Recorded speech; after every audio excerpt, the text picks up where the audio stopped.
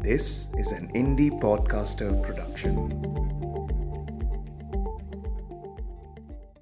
तब मूर्तिकार ने कहा, देश में अपने नेताओं की मूर्तियां भी हैं। अगर इजाजत हो, अगर आप लोग ठीक समझे तो मेरा मतलब है तो जिसकी नाक इस लाठ पर ठीक बैठे उसे उतार लाया जाए।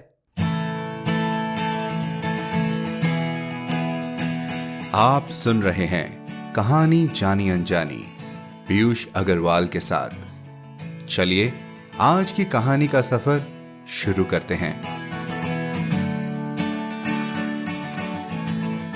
नमस्कार दोस्तों, स्वागत है आपका मेरे यानी पीयूष अग्रवाल के साथ सीजन 3 की कहानियों की दुनिया में। दोस्तों, इस 15 अगस्त भारत ने अपने आजादी के 75वें स्वतंत्रता दिवस मनाए। वो स्वतंत्रता जो हमारे कितने ही स्वतंत्र सेनानियों के बरसों के त्याग और संघर्षों का नतीजा था, जिनकी बदौलत हम एक आजाद भारत में जी पा रहे हैं और आजादी से दुनिया के हर कोने में अपने तरक्की का झंडा फहरा रहे हैं। तो आप ये पॉडकास्ट कहीं से भी सुन रहे हो, अपनी मिट्टी से कितना भी दूर हो, हमें मालूम है कि आप भी ये पर्व हमारे साथ मनाना चाहेंगे। जानते हैं दोस्तों, हमारी आज की कहानी कमलेश्वर जी द्वारा लिखी गई एक व्यंग रचना है, जिसमें यह दर्शाया गया है कि आजादी के बाद भी सत्ता में रहते हुए लोग किस प्रकार आजाद होकर भी गुलामी की मानसिकता से आजाद नहीं हो पाए। कहानी जानी अनजानी पर हम पहली बार कमलेश्वर जी की रचना पढ़ने वाले हैं। कमलेश्वर जी 20वीं सदी के सबसे सशक्त लेखकों में से एक समझे जाते हैं। कहानी, उपन्यास, पत्रकारिता, स्तंभ लेखन, फिल्म, पटकथा जैसी अनेक विधाओं में उन्होंने अपनी लेखन प्रतिभा का परिचय दिया। उनका उपन्यास कितने पाकिस्तान हो या फिर भारतीय राजनीति का एक चेहरा दिखाती फिल्म आंधी हो, कमलेश्वर जी का काम एक मानक के तौर पर देखा जाता रहा है। उन्होंने मुंबई में जो टीवी पत्रकारिता की, वो बेहद मायने रखती है। इनके बारे में और जानकारी के लिए हमारी वेबसाइट www.piyushagarwal.com पर जाएं। और हाँ, हमें अपने पैगाम भेजना ना भूलें, चाहे आप दुनिया के किसी भी कोने में हो। अगर आप चाहते हैं कि मैं आपकी कोई पसंदीदा कहानी पॉडकास्ट पर पढ़ूं, तो हमें ईमेल करें hello@piyushagarwal.com पर। तो चलिए शुरू करते हैं आज की कहानी का सफर और जानते हैं कि एक नाक की खोज में हमने कैसे अपनी नाक कटवाई। जॉर्ज पंचम की नाक, कमलेश्वर। यह बात उस समय की है जब इंग्लैंड की रानी एलिजाबेथ द्वितीय मैं अपने पति के हिंदुस्तान पधारने वाली थी। अखबारों में उनके चर्चे हो रहे थे। रोज लंदन के अखबारों में खबरें आ रही थी कि शाही दौरे के लिए कैसी कैसी तैयारियां हो रही है। रानी एलिजाबेथ का दर्जी परेशान था कि हिंदुस्तान, पाकिस्तान और नेपाल के दौरे पर रानी क्या पहनेगी। उनका सेक्रेटरी और जासूस भी उनके पहले ही इस महाद्वीप का तूफान दौरा करने वाला था। आखिर कोई मजाक तो था नहीं। जमीन चूंकि नया था, फौज फाटे के साथ निकलने के दिन बीत चुके थे, इसलिए फोटोग्राफरों की फौज तैयार हो रही थी। इंग्लैंड के अखबारों के कतरने हिंदुस्तान अखबारों में दूसरे दिन चिपकी नजर आती थी कि रानी ने एक ऐसा हल्के नीले रंग का सूट बनवाया है, जिसका रेशमी कपड़ा हिंदुस्तान से मंगवाया गया है, कि करीब 400 पाउंड खर्चा उस सूट पर आया है। रानी एलिजाबेथ की जन्मपत्री भी छपी, प्रिंस फिलिप के कारनामे छपे, और तो और उनके नौकरों, बावर्चियों, खानसामों, अंगरक्षकों की पूरी जीवनियां देखने में आई। शाही महल में रहने और पलने वाले कुत्तों तक की जीवनियां देखने में आई। शाही महल में रहने और पलने वाले कुत्तों तक की तस्वीरें अखबार में छप गई। बड़ी धूम थी, बड़ा शोर शराबा था। शंख इंग्लैंड में बज रहा था, गूंज हिंदुस्तान में आ रही थी। इन अखबारों से हिंदुस्तान में सनसनी फैल रही थी।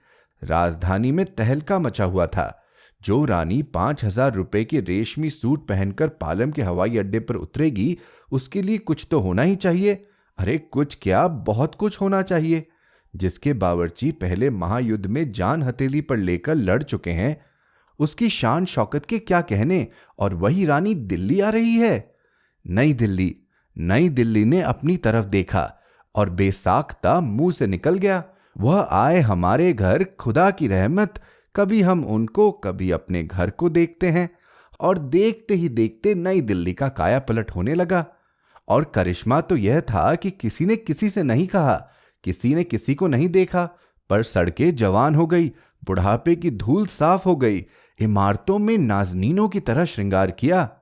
लेकिन एक बड़ी मुश्किल पेश थी, वह थी जॉर्ज पंचम की नाक।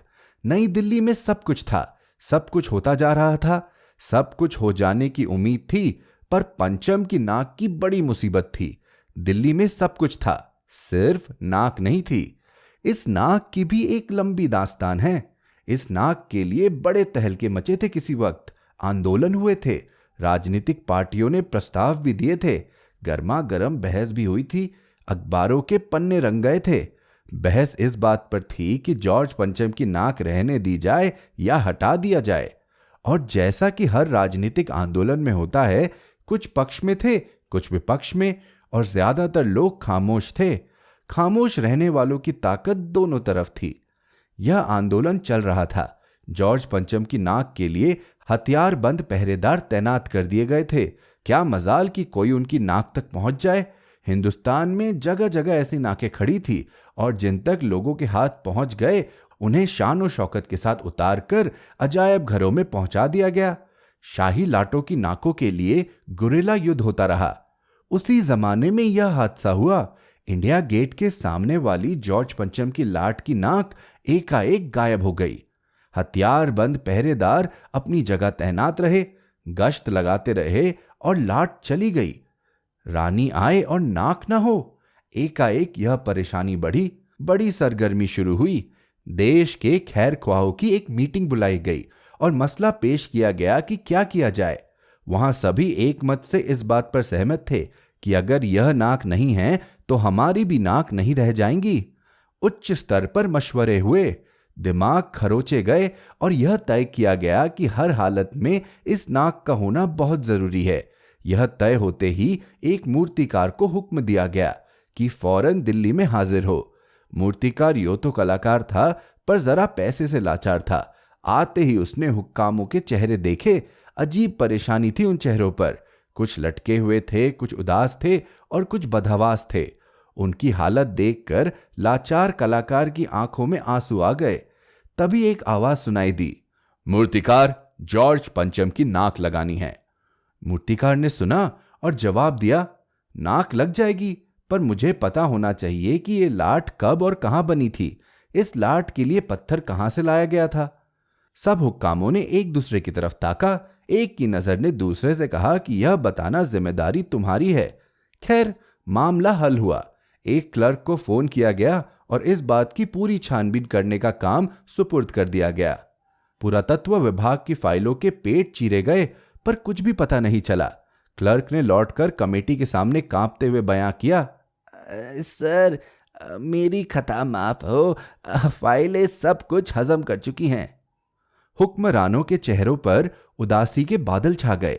एक खास कमेटी बनाई गई और उसके जिम्मे यह काम दे दिया गया कि जैसे भी हो यह काम होना है, और इस नाक का दारोमदार आप पर है। आखिरकार मूर्तिकार को फिर बुलाया गया। उसने मसला हल कर दिया। वह बोला, पत्थर की किस्म का ठीक पता नहीं चलता तो परेशान मत होइए। मैं हिंदुस्तान के हर पहाड़ पर जाऊंगा और ऐसा ही पत्थर खोज कर लाऊंगा। कमेटी के सदस्यों की जान में जान आई। सभापति ने चलते चलते गर्व से कहा, ऐसी क्या चीज है जो अपने हिंदुस्तान में मिलती नहीं। हर चीज इस देश के गर्भ में छिपी है। जरूरत खोज लाने की है। खोज करने के लिए मेहनत करनी होगी। इस मेहनत का फल हमें मिलेगा। आने वाला जमाना खुशहाल होगा। वह छोटा सा भाषण फौरन अखबारों में छप गया। मूर्तिकार हिंदुस्तान के पहाड़ी प्रदेशों और पत्थरों की खानों के दौरे पर निकल पड़े। कुछ दिन बाद वह हताश लौटे। उनके चेहरे पर लानत बरस रही थी। उन्होंने सिर लटकाकर खबर दी, हिंदुस्तान का चप्पा चप्पा खोज डाला, पर इस किस्म का पत्थर कहीं नहीं मिला। यह पत्थर विदेशी है। सभापति ने तैश में आकर कहा, लानत है आपकी अक्ल पर। विदेशों की सारी चीज हम अपना चुके हैं, दिल, दिमाग, तौर तरीके और रहन सहन। जब हिंदुस्तान में बाल डांस तक मिल जाता है तो पत्थर क्यों नहीं मिल सकता। मूर्तिकार चुप खड़ा रहा। सहसा उसकी आंखों में चमक आ गई। उसने कहा, एक बात मैं कहना चाहूंगा, लेकिन इस शर्त पर कि यह बात अखबार वालों तक ना पहुंचे। सभापति की आंखों में भी चमक आई। चपरासी को हुक्म हुआ और कमरे के सब दरवाजे बंद कर दिए गए। तब मूर्तिकार ने कहा, देश में अपने नेताओं की मूर्तियां भी हैं। अगर इजाजत हो, अगर आप लोग ठीक समझे तो, मेरा मतलब है तो, जिसकी नाक इस लाठ पर ठीक बैठे उसे उतार लाया जाए। सबने सबकी तरफ देखा। सबकी आंखों में एक क्षण की बदहवासी के बाद खुशी तैरने लगी। सभापति ने धीमे से कहा, लेकिन बड़ी होशियारी से। और मूर्तिकार फिर देश दौरे पर निकल पड़ा। जॉर्ज पंचम की खोई हुई नाक का नाप उसके पास था। दिल्ली से वह बंबई पहुंचा। दादा भाई नौरोजी, गोखले, तिलक, शिवाजी, कावस जी, जहांगीर, सबकी नाकें उसने टटोली, नापी और गुजरात की ओर भागा। गांधी जी, सरदार पटेल, विट्ठल भाई पटेल, महादेव देसाई की मूर्तियों को परखा और बंगाल की ओर चला। गुरुदेव, रविंद्रनाथ, सुभाष चंद्र बोस, राजा राम मोहन राय आदि को भी देखा। नाप जोक की और बिहार की तरफ चला। बिहार होता हुआ उत्तर प्रदेश की ओर आया। चंद्रशेखर आजाद, बिस्मल, मोतीलाल नेहरू, मदमोहन मालवीय की लाटों के पास गया। घबराहट में मद्रास भी पहुंचा। सत्यमूर्ति को भी देखा और मैसूर, केरल आदि सभी प्रदेशों का दौरा करता हुआ पंजाब पहुंचा। लाला लाजपत राय और भगत सिंह की लाटों से भी सामना हुआ। आखिर दिल्ली पहुंचा और अपनी मुश्किल बयान की। पूरे हिंदुस्तान की मूर्तियों को परिक्रमा कराया, सबकी नाकों को नाप लिया, पर जॉर्ज पंचम की नाक से सब बड़ी निकली। सुनकर सब हताश हो गए और झुंझलाने लगे। मूर्तिकार ने ढांढस बंधाते हुए आगे कहा, सुना था कि बिहार सेक्रेटेरिएट के सामने सन 42 में शहीद होने वाले 3 बच्चों की मूर्तियां स्थापित है। शायद बच्चों की नाक ही फिट बैठ जाए, यह सोचकर वहां भी पहुंचा, पर इन तीनों की नाक भी इससे कहीं बड़ी बैठती है। अब बताएं मैं क्या करूं? राजधानी में सब तैयारियां थी। जॉर्ज पंचम की लाट को मल मल कर नहलाया गया था, रोगन लगाया गया था, सब कुछ था, सिर्फ नाक नहीं थी। बात फिर बड़े हुक्मरानों तक पहुंची। बड़ी खलबली मची। अगर जॉर्ज पंचम के नाक न लग पाई तो फिर रानी का स्वागत करने का मतलब? यह तो अपनी नाक कटाने वाली बात हुई।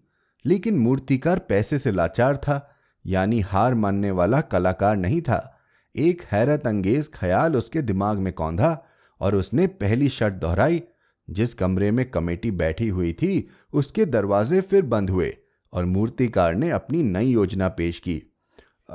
चूंकि नाक लगाना एकदम जरूरी है, इसलिए मेरी राय है कि 40 करोड़ में से कोई एक जिंदा नाक काटकर लगा दी जाए।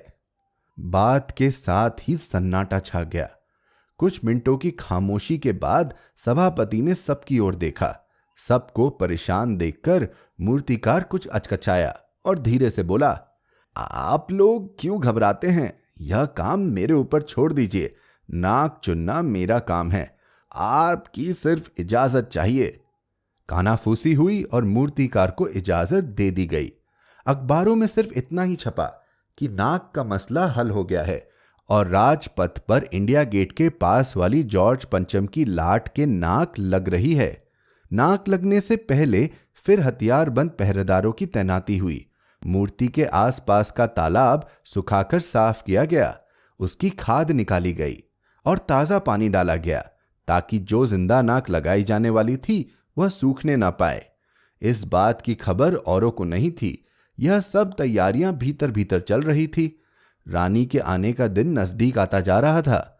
मूर्तिकार खुद अपने बताए हल से परेशान था।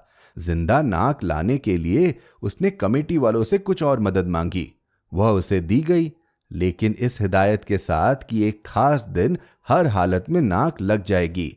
और वह दिन आया। जॉर्ज पंचम के नाक लग गई। सब अखबारों ने खबरें छापी कि जॉर्ज पंचम के जिंदा नाक लगाई गई है, यानी ऐसी नाक जो कतई पत्थर की नहीं लगती। लेकिन उस दिन के अखबारों में एक बात गौर करने की थी। उस दिन देश में कहीं भी किसी उद्घाटन की खबर नहीं थी। किसी ने कोई फीता नहीं काटा था, कोई सार्वजनिक सभा नहीं हुई थी, कहीं भी किसी का अभिनंदन नहीं हुआ था, कोई मानपत्र भेंट करने की नौबत नहीं आई थी, किसी हवाई अड्डे या स्टेशन पर स्वागत समारोह नहीं हुआ था, किसी का ताजा चित्र नहीं छपा था। सब अखबार खाली थे। पता नहीं ऐसा क्यों हुआ था।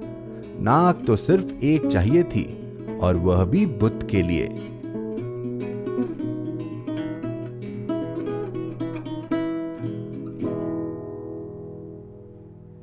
तो कैसा लगा आपको आज का एपिसोड?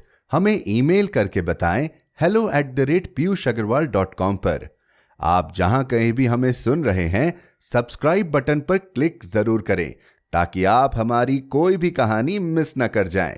साथ ही एप्पल पॉडकास्ट और स्पॉटिफाई पर हमें रिव्यू और रेटिंग देना न भूलें। मिलते हैं अगले शुक्रवार एक और कहानी के साथ। कहानी जानी अनजानी पॉडकास्ट में अपना योगदान देने के लिए जाएं piyushagarwal.com पर और सपोर्ट द शो लिंक पर क्लिक करें। ये पॉडकास्ट आपके ही योगदान का नतीजा है। आज के एपिसोड की प्रोड्यूसर हैं देवांशी बत्रा।